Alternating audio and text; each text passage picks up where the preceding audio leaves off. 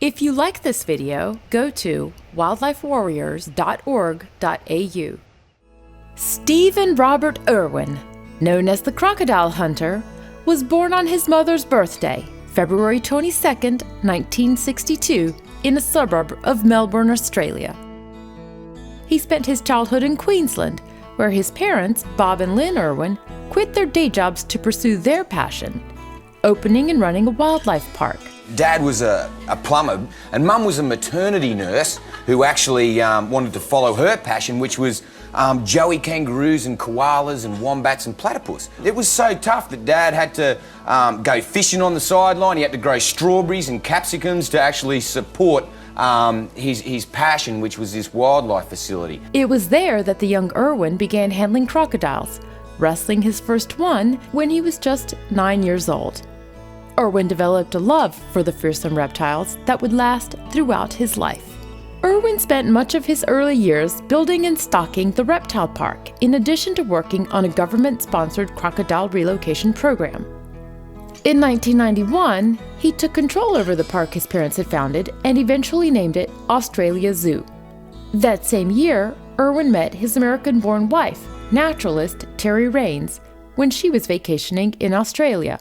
It was love at first sight. I know this sounds like it's coming out of some Mills and Boon love novel, but it's true. Love at first sight. It was a match made in heaven, and the couple would go on to have 2 children, daughter Bindi Sue and son Robert Clarence. Film from the Irwins' honeymoon in the wild, Trapping Crocodiles, was used in creating their first documentary. Now, wait a minute. I'm watching for bubbles, too, right? Yeah, any swirls you see in the water, you know, bubbles are in. Okay. Oh, what we've got here is a double slide. That documentary would become the first episode of The Crocodile Hunter, a wildly popular series that revolutionized the nature show genre. What he's doing is he's saying, I'm venomous, I'm wild, and I'll bite you. Whoa, whoa, whoa. Did you see that? You wouldn't want to take a bite around here.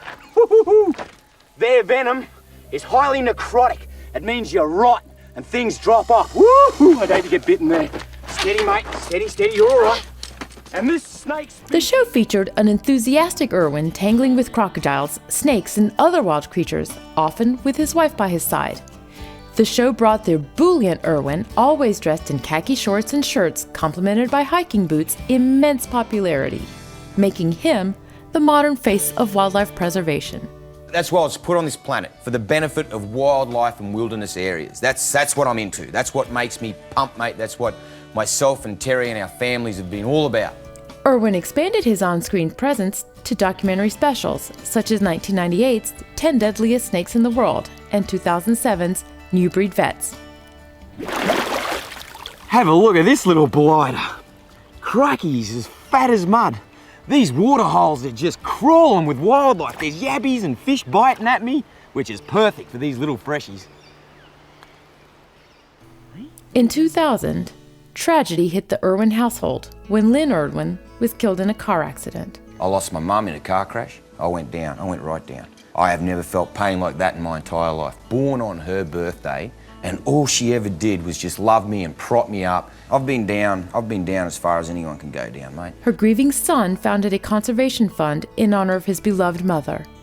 I'm here with the world-famous Dr. Dolittle, who actually speaks with animals. Now, what we're gonna do is sneak up on and... The following year brought happier times, with Irwin appearing in the film Dr. Dolittle, followed by a starring role in The Crocodile Hunter Collision Course in 2002. In 2005, Irwin was the voice behind an elephant seal named Trev in the animated film Happy Feet. Crikey, you might come face to face with an annihilator. An alien annihilator? Too right. Catch you up as soon as look at you. Despite the Crocodile Hunter's success, both the show and Irwin received their fair share of controversy. In 2004, Irwin was widely criticized for feeding a crocodile while holding his infant son in one arm.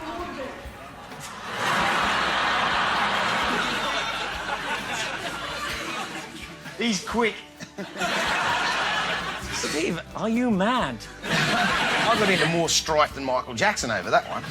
While filming a documentary in Antarctica later that year, Irwin again drew the wrath of critics for getting too close to humpback whales, seals, and penguins, Irwin welcomed the criticism as a sign that the world was beginning to agree with him that it should be concerned with the fate of animals such as crocodiles. And while it may be true that his interactions with animals made other conservationists uncomfortable, Irwin's connection with reptiles, crocodiles, and other dangerous animals made the creatures more acceptable to his fan base and to the general public. So they'll actually stick their tail in amongst the leaf litter or on a tree and they'll wiggle it like this. Right, so that's a lure. So he's wiggling. Irwin believed that if people could see the creatures as he saw them, as worth protecting and loving, that more people would join the conservation movement. If there was a croc there, I'd treat that croc like I'd treat my daughter, like I'd treat my wife, like I'd treat anyone. I treat things how I, in turn, would want to be treated. Sadly, his confidence in his connection with all wild animals would be his downfall. On September 4th, 2006, Irwin was again filming a longer documentary in the Great Barrier Reef when he got too close to a giant stingray. It is believed that the animal was frightened by Irwin and lashed out by plunging its barbed tail into Irwin's heart. Steve Irwin passed away before he even reached shore. He was 44 years old.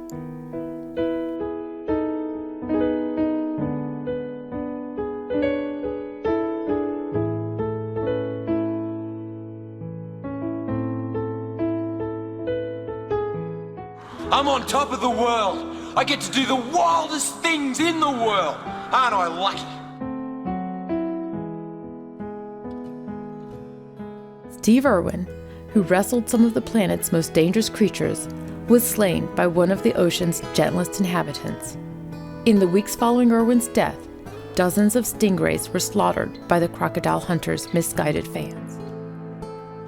Everyone's favorite conservationist was laid to rest at the Australia Zoo. A public memorial service was televised days later, drawing over 300 million viewers around the world. In 2017, it was announced that Irwin would be a 2018 recipient of a star on the Hollywood Walk of Fame for his contribution to the entertainment industry through wildlife documentaries. Steve Irwin's legacy has grown over the years. Many animal enthusiasts took up the mantle of bringing wildlife straight to the people. His family continues to run the zoo Irwin so loved.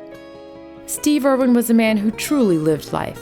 His deep love and passion for animals, for the environment, and for his family shone through in everything he did. While his sudden loss shocked the world, his work will live on.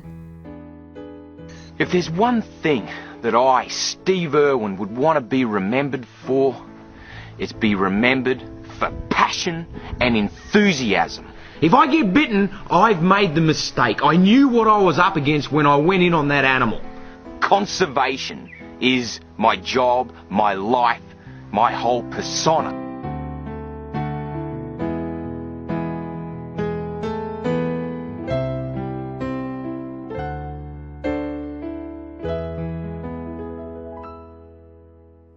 Thank you for watching. Don't forget to subscribe and to like this video. To receive notifications of new videos, click the bell by the subscription button.